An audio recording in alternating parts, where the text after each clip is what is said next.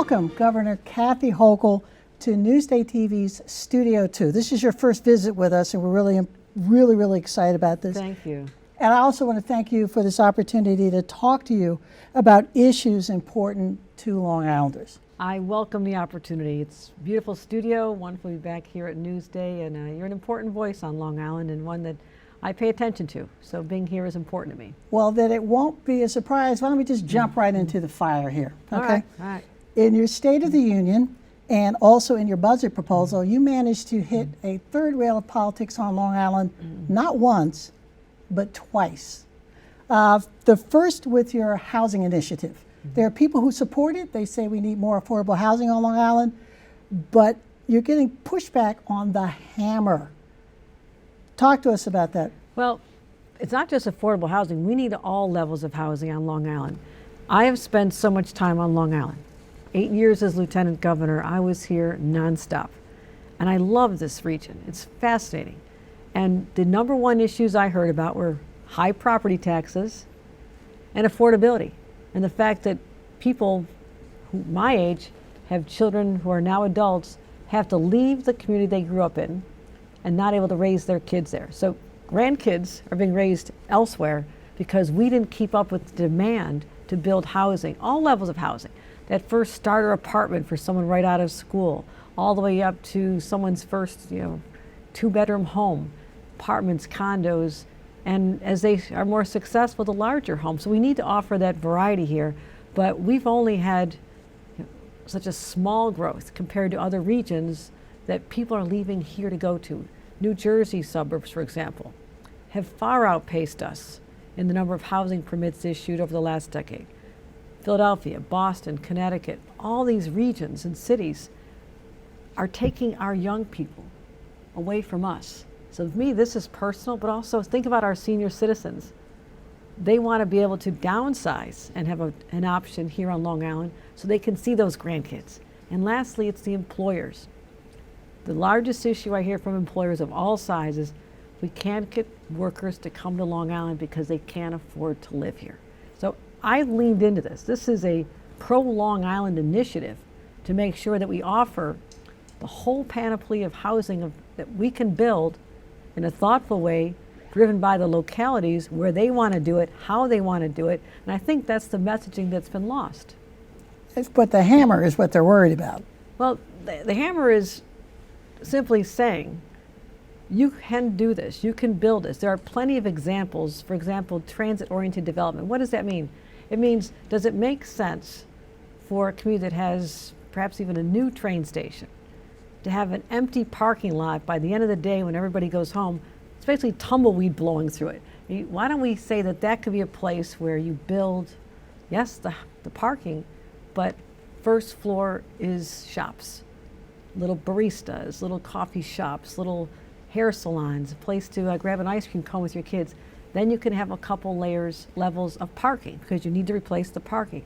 But all levels of housing, luxury at the top, market rate, affordable. You can create this in 4 or 5 stories right next to a train station, which is not the most desirable land in any community, but create a sense of community where those young kids can graduate from places like Stony Brook, our great universities here, and be able to stay in our communities. So we can do this. So communities have maximum flexibility.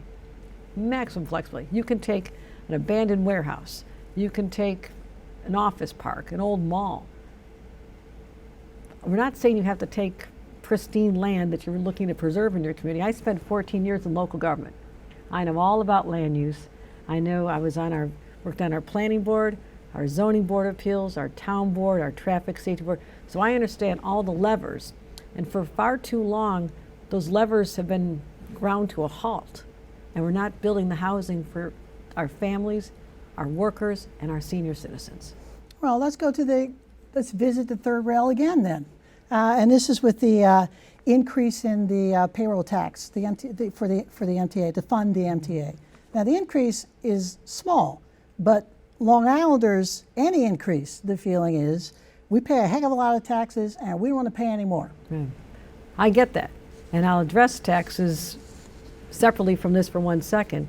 What I have done with historic amounts of money, upwards of 12, 15, 19% increase in education funding, I give that to school districts for two purposes. One, offer quality education, but number two, reduce the taxes on Long Islanders.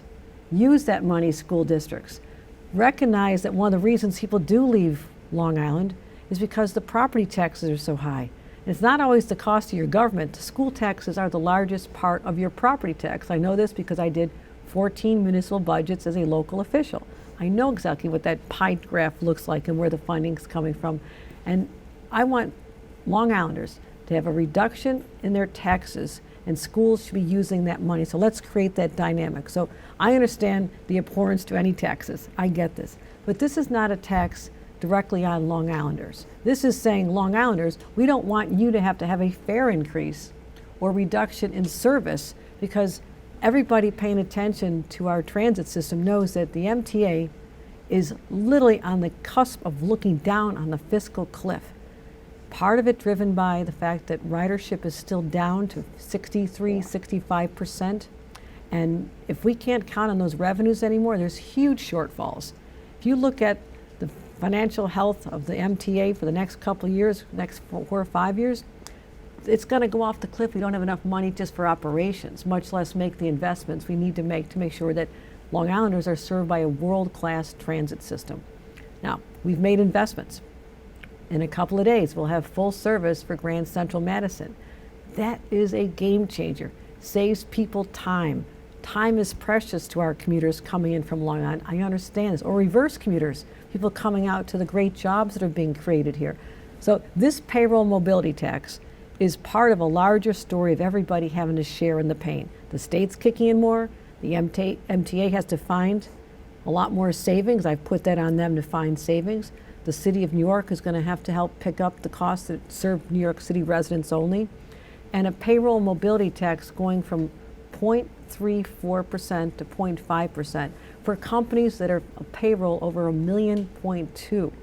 So that's a lot of money. I mean, that's not a little business. That is a larger business, and they're taking a small increase. So I understand this, but I don't want to have to raise fares or cut service to keep the MTA and the Long Island Railroad vibrant. I just can't do that to Long Islanders. I know how frustrated they are, and I want to keep doing what I can to reduce the cost of living on Long Island. So the idea is more funds, your school taxes go down, so you think that this is... More money in your pocket. You should have more money in your pockets, which is what everybody's talking about. How can government help reduce the cost of living on Long Island? And I have heard them for now 9 straight years of coming here nonstop. Well, let's talk about Long Island, Long Islanders for just a minute here again. We didn't support you in your run for governor. So what do you do now in terms of Long Island? I've heard some people say, "Oh, the payroll tax and the housing, it's payback." I mean, but tell us what goes through your mind when you're addressing a group or a region that didn't support you. That is so ridiculous. Well, yes, it is so. I've spent an enormous amount of time here because I love coming here. You have the most beautiful beaches. You have the little farms and the wineries, and you've got the whole biotechnology corridor. I've been out to Stony Brook and Cold Spring Harbor and to Brookhaven and gone to the community colleges, and the downtowns are so charming. What history we have here. It's a fabulous place. So I'm like the mother of 62 children. I'm very protective of all of them, and I know how unique and special each are. And that's how I feel about Long Island. I want to make sure that I'm doing whatever I can to hear their voices, respond, and again, make sure that people have an affordable but high quality of life here that we've always enjoyed, but now let's share it with our kids and our grandkids as well.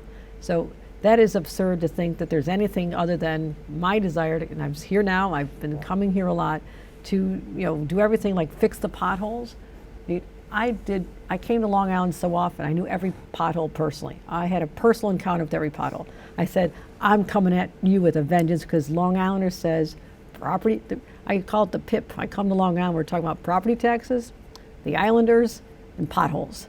And so I said, I can't do anything about the Islanders, but I can work on property tax relief through taxes, and I put $1 billion toward eradicating potholes, and we made tremendous progress here on Long Island. Well, let's talk about two Long Islanders right quick. Let's talk about Justice Hector LaSalle. Now, that's been here and that's gone. How does that augur for your relationship with the legislature and trying to get your agenda through? Right, and that was very disappointing. Hector LaSalle was enormously qualified. He had all the credentials I was looking for, and people hijacked a couple of cases, misinterpreted them, and spread falsehoods about his record. That is true what happened, and I'm glad that it was determined that I was correct, that the issue of the advice and consent of the governor's selection for chief judge must go to the full Senate. So we're at that point right now, but I won't change my approach. I want to make sure that we have people who have experience, who are excellent jurists, who have a record that we can be proud of, because our Court of Appeals chief judges have gone on to the Supreme Court in the past. I mean, there's a legacy of excellence that I want to make sure that we maintain. So the search starts over again. And as far as my relationship with the legislature, I'm able to compartmentalize that because I have to get through a $227 billion budget that delivers for New Yorkers, that addresses affordability, public safety, front and center, investments in mental health, our housing plan, and continuing our support for education. So I've got a lot of work to get done for New Yorkers, so I will address that, but they don't bleed into each other. All right, well, Justice LaSalle from Suffolk. Let's talk about a Nassau County resident, Jay Jacobs. We've known Jay forever as the head of the Democratic Party in Nassau County. He's also the state Democratic Party. There have been calls for him to step down, and you've been standing beside him. And there's still calls for him to step down. Where are you up with Jay right now? I'm not wavering. You know, Jay has the experience and the knowledge of the entire state that I need as governor. I'm the leader of the state party. You know, he's the chairman, I'm the leader of the state party. I want to make sure that people know that we have enough capacity to listen to and embrace all the voices, but we are a moderate party. I mean, we are not one wing or another wing. We are representing what I call the exhausted majority of the middle. People are kind of tired. They're fed up with politics, what they see in Washington and everywhere else. And we have to get back to our core democratic values and appeal to them. Yes, we support our police. We support our military. We have those values. We also support women's rights to choose. We also support people's rights to be safe in their communities and not gunned down with an AR-15 that some representatives from Long Island, I'll name names, Representative Santos, thinks is okay to have as our national gun. Who does that?